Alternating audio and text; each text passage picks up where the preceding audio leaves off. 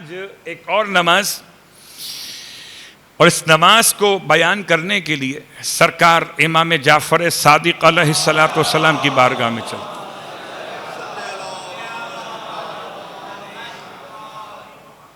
اور امام کی خدمت مقدس میں یہ بہترین نماز کا طریقہ اہل ایمان کو عطا کیا گیا۔ نماز کا نام ہے نماز رفع اسرت، نماز رفع اسرت، ریف عین رفع اٹھا دینا، ختم کر دینا، عین سین ریتے اسرت سختیوں کو، وہ نماز جو سختیوں کو اٹھانے کا باعث بنتی ہے، اس نماز کو امام نے تعلیم فرمایا۔ نیت واضح ہو گئی، 2 رکعت نماز، نماز رفع اسرت، بچا لاتا ہوں قربتاً و طاعتاً الی اللہ۔ یہ 2 رکعت نماز، دونوں رکعتوں میں الحمد کے بعد سورہ اخلاص یا سورہ توحید یا قل هو اللہ احد کہہ لیجئے ایک مرتبہ، اور رکعت اول میں الحمد سورہ اخلاص پڑھنے کے بعد سورہ فتح کی ابتدائی 3 آیتیں، مگر بسم اللہ کے بغیر، بسم اللہ کے ساتھ آیت نہیں پڑھی جاتی، سورتیں پڑھی جاتی ہیں، تو بسم اللہ کے بغیر کیا پڑھنا ہے؟ سورہ فتح کی 3 آیتیں، آیت نمبر 1، آیت نمبر 2، آیت نمبر 3۔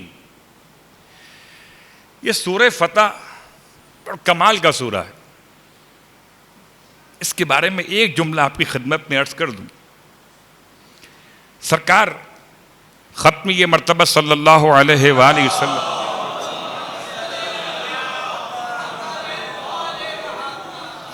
فتح مکہ کے موقع پر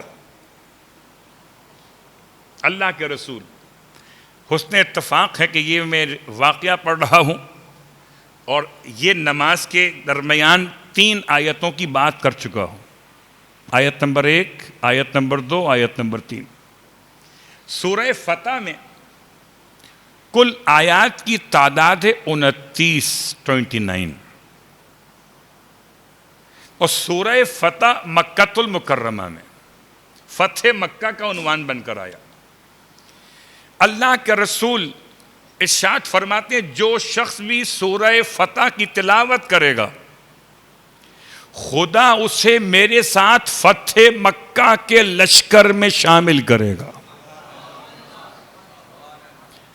اب فتح مکہ تو ہو چکا، فتح مکہ ہو چکا، لیکن سورہ فتح کی تلاوت مجھے آج کے دور میں ختم یہ مرتبہ سے ملاتی ہے۔ آیت نمبر 29 سے محمد رسول اللہ والذین معہ اشداء علی الکفار، آپ فرماتے ہیں جو سورہ فتح کی تلاوت کرے گا خدا اسے میرے ساتھ ملائے گا فتح مکہ کے لشکر میں۔ رب پہچانیے قبلہ، لڑے بغیر خدا نے وہاں پہنچا دیا جہاں ختم یہ مرتبہ آگے آگے پیچھے پیچھے فاتحین مکہ چل رہے۔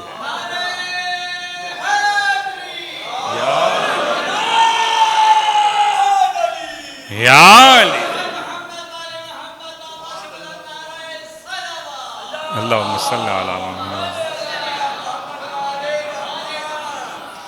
پھر آپ پھر ارشاد فرماتے ہیں جو شخص سورہ فتح کی تلاوت کرے گا، 29 آیات، خدا اسے بیعت رضوان میں بیعت کرنے والوں میں شمار کرے گا۔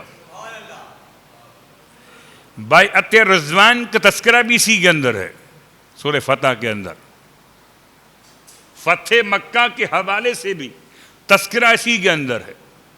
اور اب ایک اور یاد دلا دوں آپ کو بات، کہ کبھی آپ نے سوچا ہو شاید کہ جب آپ نماز تمام کرتے ہیں تو السلام علیکم ورحمۃ اللہ وبرکاتہ کے بعد کیا کرتے ہیں؟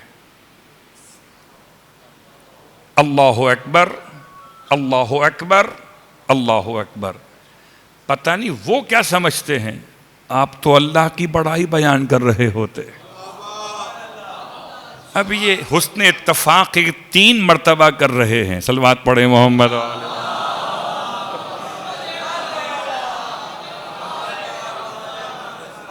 تو اگر کوئی آپ سے پوچھے یہ 3 دفعہ کیوں، 4 دفعہ کیوں نہیں، 5 دفعہ کیوں نہیں، تو اللہ کے رسول نے فتح مکہ کے موقع پر جب آپ مکے میں داخل ہوئے اور آپ نے حجر اسود کے پاس پہنچ کر اپنی فتح کا اعلان کیا تو 3 مرتبہ فرمایا تھا اللہ اکبر، اللہ اکبر، اللہ اکبر. تو جو محمد والی نماز پڑھتے ہیں، بات بڑی آسان سی ہے. کیوں؟ اللہ کے بھی فرماتے کہ جو شخص اپنی نماز کا اختتام کرے 3 تکبیرات پر، وہ مجھ محمد کے ساتھ شامل ہو گیا. یا یوں کہیے کہ جو 3 مرتبہ اللہم صلی علی محمد، جو نماز کے اختتام پر 3 مرتبہ اللہ اکبر کہے، وہ شکر فتح مکہ ادا کر رہا ہے.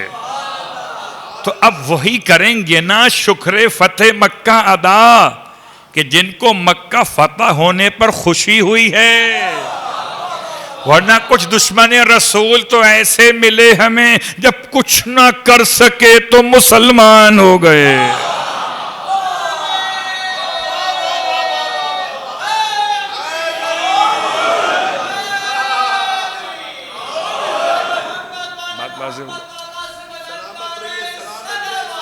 اللہم صلی علی محمد. نماز رفع اسرت کی رکعت نمبر 1 میں تھے کہ حالت قیام میں الحمد کے بعد 1 مرتبہ سورہ اخلاص پڑھا، وہ تو بسم اللہ کے ساتھ پڑھا. پھر 3 آیات پڑھی سورہ فتح کی بسم اللہ کے بغیر، کیونکہ یہ آیات پڑھ رہے تھے.